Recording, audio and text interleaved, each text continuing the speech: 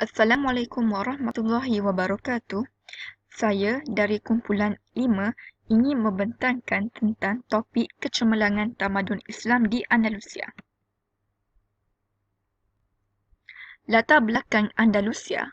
Sebelum kedatangan Islam, Andalusia diperintah oleh kaum Visigoth. Mereka memerintah secara autokratik dan menindas. Situasi Andalusia. Berlaku politik yang tidak stabil iaitu penindasan, penyelewengan dan pelbagai jenis keburukan dilakukan oleh pemerintah. Ramai penduduk di Andalusia yang buta huruf. Ekonomi di Andalusia tidak berkembang kerana berlaku penindasan dan penyelewengan. Situasi ini menyebabkan Andalusia sering dilanda huru-hara antara pemerintah dengan rakyat. Penawanan Andalusia pada tahun 91 Hijrah bersamaan 710 Masihi, Gubernur Islam di utara Afrika iaitu Musa bin Nusair telah menghantar tentera yang diketuai oleh Abu Zur'ah Tarif bin Muluk menyeberangi selat-selat Gibraltar bersama-sama 400 tentera dan 100 tentera berkuda bagi meninjau kemungkinan pembukaan Islam di sana. Pada tahun 92 Hijrah, Musa bin Nusair mengutus Tariq bin Ziyad dan 12,000 tentera ke Andalus dan berjaya mendarat di kawasan pantai yang berbukit yang kemudiannya dikenali sebagai Jabal Tariq. Tentera Islam telah bertempur dengan tentera Kristian Visigoth yang dipimpin oleh Roderick di lembah Wadi Lakah. Peristiwa ini berlaku pada 93 Hijrah dan tentera Islam telah berjaya. Kejayaan ini mendorong Musa bin Nusair untuk turut terlibat dengan siri pembukaan Andalus. Pada Rejab 93 Hijrah, beliau bersama 18,000 orang berjaya mendarat di suatu kawasan pergunungan di pinggir Laut Mediterranean yang kemudiannya dikenali sebagai Jabal Musa. Pada 95 Hijrah, Angkatan Tentera Islam berjaya menguasai seluruh selatan Andalus. Kelemahan pentadbiran dan pemerintahan dan kemunduran kebudayaan kaum Visigoth antara faktor yang menyumbang kejayaan tentera Islam menawan Andalus. Kehadiran pemerintahan Islam telah menjadikan Andalus sebagai pusat kegiatan ekonomi dan pendidikan sehingga mendorong kehadiran masyarakat daripada luar Andalus. Dalam masa yang singkat, agama Islam telah tersebar luas di kalangan penduduk tempatan. Ini mungkin disebabkan sikap toleransi pemerintah Islam terhadap penduduk yang beragama Kristian.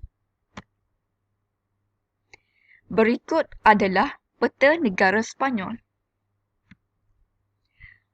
Seterusnya, faktor perkembangan ilmu di Andalusia. Yang pertama, gesaan Al-Quran dan Al-Hadis. Ajaran Islam sememangnya menggesa umatnya sentiasa cinta dan menguasai ilmu pengetahuan. Justru, pemerintah Islam menggalakkan perkembangan ilmu di Andalusia. Semua peringkat umur diberikan pendidikan percuma dan sekolah dibina hampir di setiap daerah. Yang kedua, usaha pemerintah dan sikap masyarakat. Pemerintah Islam Bani Umayyah di Andalusia mengambil inisiatif seperti berikut. Yang pertama, mengumpul golongan intelektual dan membawa masuk buku-buku dan sarjana dari timur. Yang kedua, membina sekolah, universiti dan perpustakaan di Cordova, Seville, Granada, Toledo dan lain-lain. Kesannya, lahir ulama atau sarjana dalam pelbagai bidang ilmu seperti fiqh, tafsir, sains dan teknologi. Seterusnya, kecemerlangan pemerintah. Abdul Rahman II begitu menghargai sarjana ilmu. Abdul Rahman III pula memerintah pada zaman keemasan ilmu. Beliau memantapkan bahasa Arab dan agama Islam. Terakhir, Al-Hakam II. Andalusia menjadi pusat kegiatan intelektual. Beliau telah menaik taraf Universiti Cordova sebagai universiti terbaik. Beliau juga mendapatkan salinan penulisan buku di Timur. Pengajian Al-Quran dan Al-Hadis diperkembang luas. Para sarjana sentiasa diberi penghormatan dan masyarakat digalak menimba ilmu. Yang ketiga ialah kestabilan Andalusia. Kestabilan politik, ekonomi dan sosial menjadi penyumbang perkembangan ilmu pengetahuan. Sikap pemerintah yang tidak membezakan kedudukan agama dan budaya dalam masyarakat memberi dorongan kepada masyarakat untuk mendapatkan ilmu.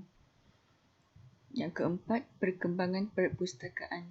Perpustakaan menjadi tempat mengumpul bahan dan sumber ilmu, berperanan penting dalam perkembangan ilmu. Perpustakaan Diraja Cordova yang pertama didirikan di Andalusia oleh Abdul Rahman II, kemudian diperbesarkan oleh Abdul Rahman III, memiliki ratusan ribu kitab. Al-Hakam II menghantar wakil mencari dan mengumpul buku-buku di seluruh jajahan Islam untuk disimpan di perpustakaan. Di zaman beliau, terdapat 70 perpustakaan awam dan 1,000 institusi pengajian tinggi. Terdapat perpustakaan dan perpustakaan persendirian. Perpustakaan sebagai contoh ialah Perpustakaan Ibn Futai di Cordova, Yusuf bin Ismail di Granada, Aisyah Ahmad Muhammad Khadim. Yang kelima ialah kerjasama para ulama. Semasa pembukaan Andalusia, ulama atau sarjana Islam datang bersama tentera. Mereka datang bersama ilmu dan pengalaman yang kemudian dikembangkan di Andalusia.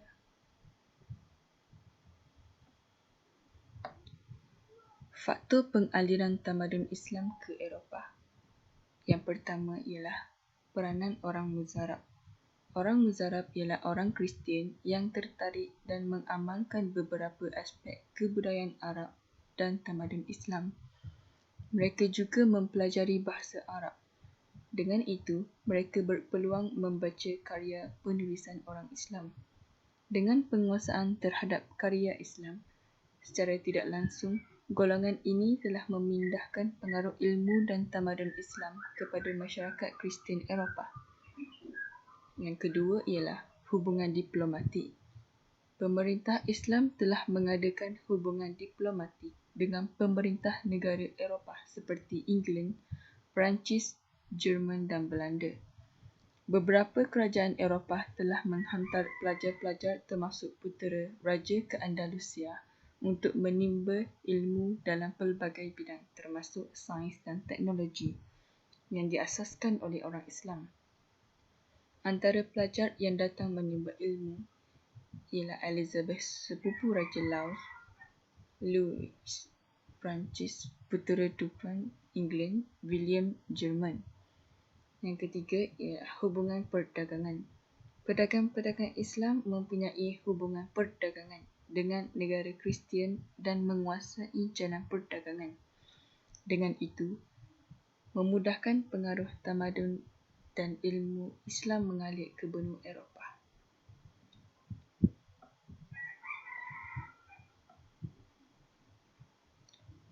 Aktiviti penterjemahan. Ilmu-ilmu Yunani yang diterjemah ke bahasa Arab pada zaman pemerintahan Islam di Baghdad telah dibawa masuk ke Andalusia dan seterusnya diterjemah ke bahasa Latin. Seiring dengan kemasukan pelajar dari Eropah, aktiviti penterjemahan giat dijalankan.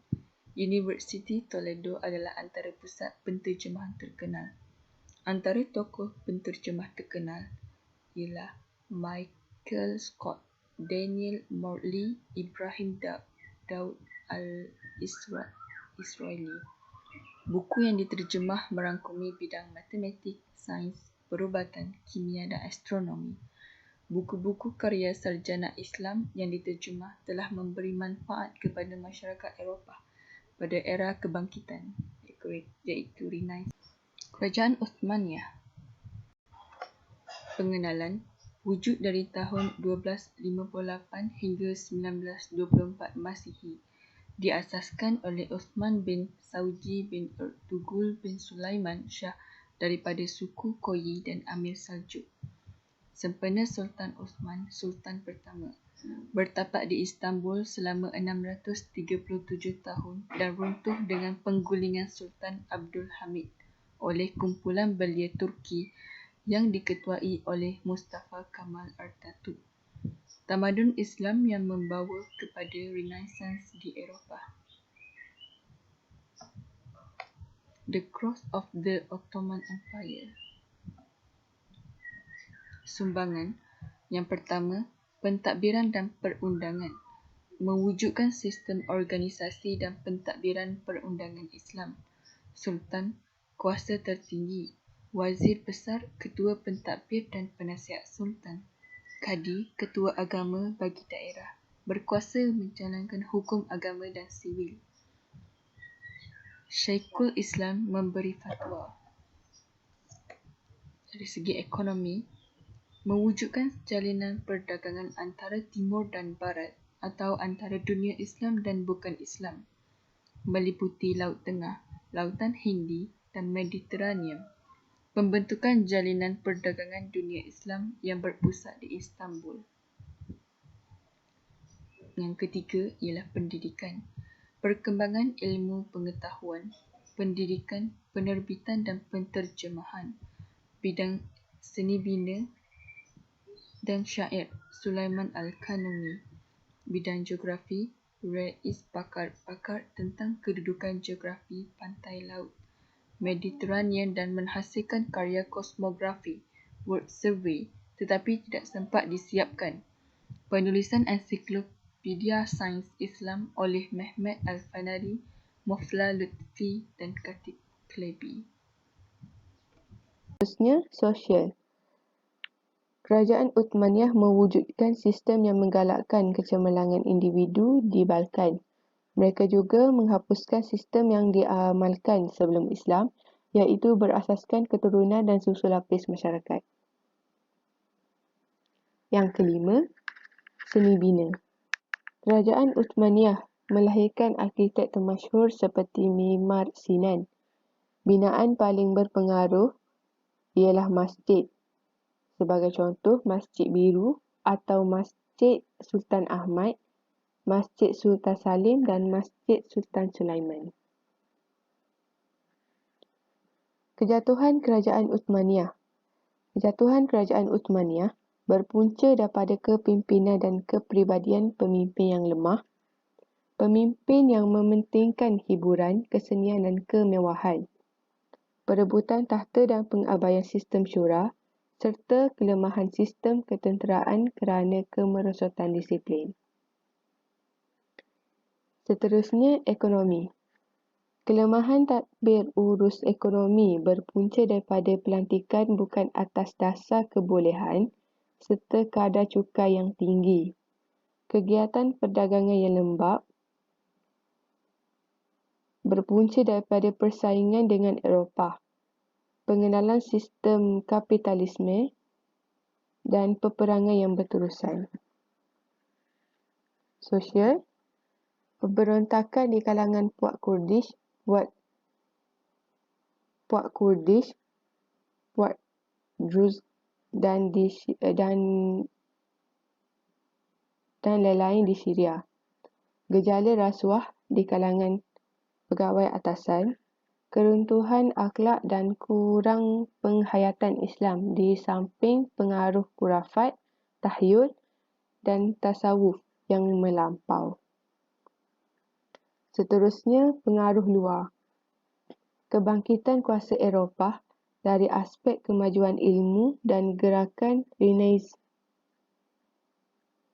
Peperangan dengan kuasa Eropah, Turki kalah kepada Prince Eugene of Savoy dan tentera Austria dalam Perang Pittenweem 1716. Perjanjian dengan negara Eropah, Perdamaian Passarowitz pada Julai 1718 menyebabkan kehilangan Timor, Belgrade dan sebahagian negara Serbia dan Rumania. Seterusnya, disiplin ilmu, tokoh dan sumbangan. Tokoh pertama ialah Ibn Sina. Ibn Sina terkenal dalam bidang perubatan, Beliau menulis buku Al-Qanun fi Tibb yang bermaksud peraturan perubatan yang dianggap sebagai ensiklopedia yang lengkap dalam bidang perubatan. Beliau juga menjalankan kajian dalam bidang biologi dan fizik. Karya beliau menjadi rujukan kepada pelajar dalam bidang perubatan dan sumbangannya dalam bidang perubatan masih diguna pakai sehingga hari ini. Tokoh yang kedua ialah Al-Razi.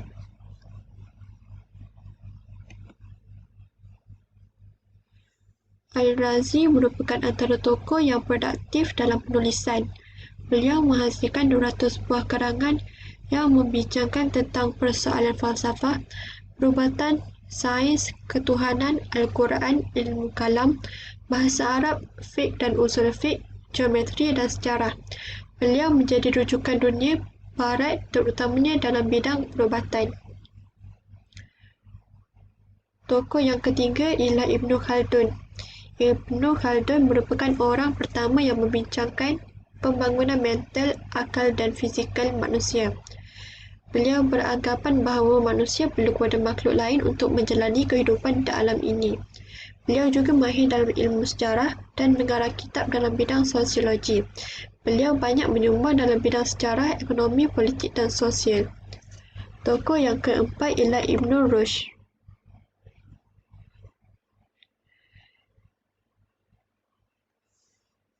Ibn Rushd merupakan ahli falsafah Islam yang memberi sumbangan dalam bidang falsafah, psikologi, pentadbiran, perubatan dan kehakiman. Falsafah yang dikemukakan oleh Ibn Rushd mengenai teori penyelarasan antara ilmu falsafah dengan agama Islam.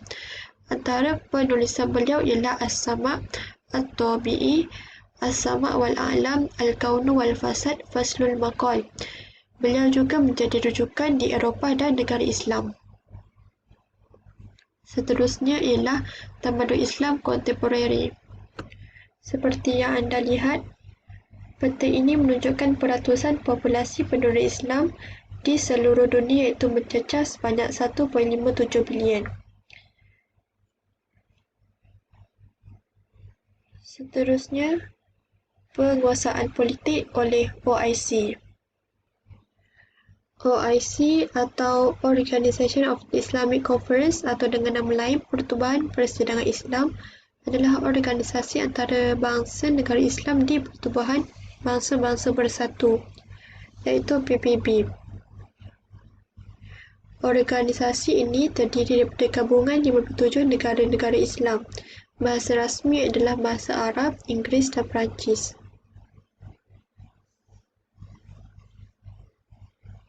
Sekian, terima kasih.